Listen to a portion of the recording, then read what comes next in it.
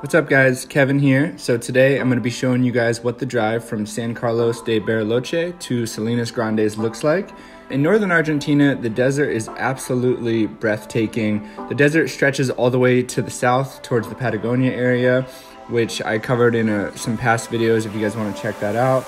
But for this video, I'm just going to show you guys kind of all of the spots we hit along the way, starting with San Carlos de Bariloche and then ending us all the way at Salinas Grandes. It's probably one of the most beautiful drives I've ever done, and it was also the most unexpected drive because we have never heard that much about northern Argentina until this trip, and we didn't really plan on spending much time there at all, but ended up blowing us away, and we spent probably 1 or 2 weeks there, and it was just incredible.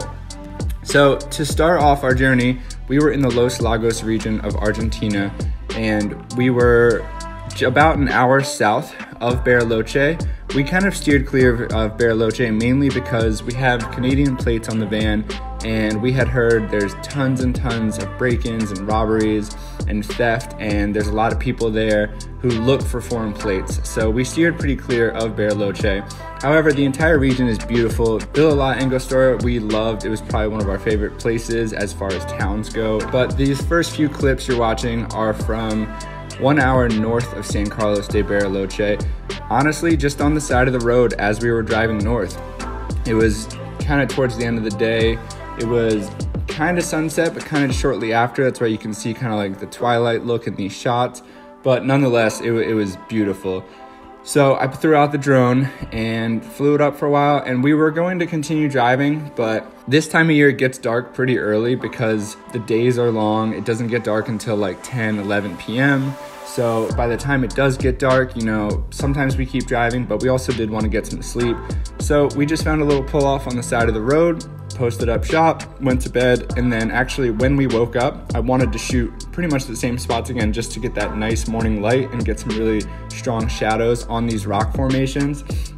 I've never heard of this spot, and it's pretty crazy because there's a lot of places in northern Argentina that don't even have names, and this is one of them. And it's like some of the coolest rock formations I've ever seen, some stuff that you've seen in like Utah, but it doesn't even have a name. But me and Bree thought they were pretty incredible, so we were super into it. Probably the closest village or town to these shots is Cuyin Manzano, and it's just a little village and municipality in the Neuquén province in southwestern Argentina.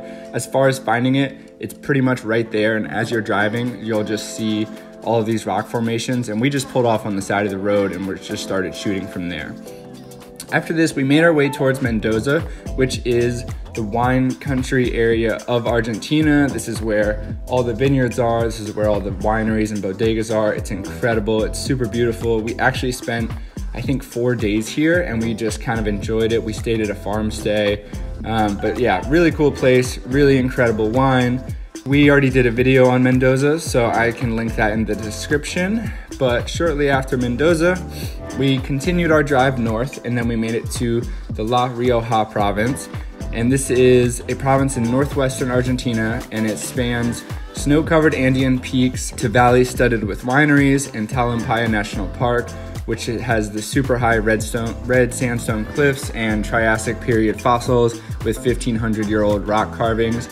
It's high altitude, there's volcanoes around, there's lots of wildlife of like flamingos and vivicuncas and llamas and alpacas. It's pretty crazy. This is probably the closest place to Utah, and we thought it was very similar to like Arches National Park. Inside Talampaya National Park, I was not allowed to fly the drone. You actually can only access the park with a guided tour. So all the shots you're seeing right now, we're probably 10 or 20 miles outside of the national park because the whole region is just incredible. So Talampaya National Park itself, with the high sandstone cliffs, those aren't pictured here mainly because I couldn't fly the drone, and we had a super fast tour, so I actually don't even have that much footage of it. But the whole area is just incredible.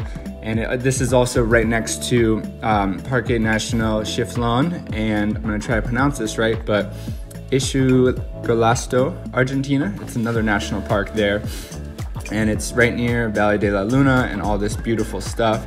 Just tons of canyons, tons of crazy rock formations, and just a really, really cool area in general. All right, so after the Talampaya area in the La Rioja region, we headed to Valles Calchaquies. I'm not sure if I'm saying that right, but I hope I am. This is a valley that probably spans, my guess would be 30 or 40 miles, and it includes the Mendano Sand Dunes, Mirador Tres Cruces, Garganta del Diablo, and the Anfitheatro and Quebrada de los Conchas. And this was really incredible. We actually arrived here late at night, and I started shooting the stars because there was a full moon, so there was just these beautiful shadows coming off the rocks, and the stars were incredible. But when we woke up, we just kind of went it's one road through the valley, and there's just stops and pull-offs like every 500 feet, because it's just such an incredible area filled with like these crazy red rock, even more crazy rock formations, and it's really, really beautiful. As we continued our drive north, we passed San Salvador de Jujuy, and this is kind of the main town up in the north of Argentina, and we had no idea any of this stuff even existed, and it was just so beautiful. And as we drove just a little bit past this, you come up on a town called Purmamarca, and it's a town flooded with rainbow mountains all around it, and it's the Seven Colors Hill. We never heard of it. We saw a photo of it actually on this drive, and we're like, whoa, this town looks crazy. But all the signs just said Jujuy. So when we drove through Jujuy and that wasn't it, we were pretty confused. But as we just continued driving, we ended up at Purmamarca, and it was just so cool. There's orange rocks, yellow rocks, purple rocks, like green rocks. And the rock formations continue just to be crazy all around.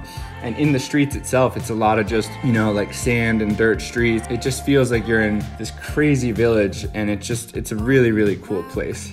After we stopped in Purmamarca, we spent a night there, and then we enjoyed just walking down the streets and going to the market there. We continued to drive towards Salinas Grandes, and on this, we found a good spot to sleep. I think we spent just one night there, but we slept kind of just on a roadside pull-off. And after this, we flew the drone a few more times, got a bunch of shots around this area.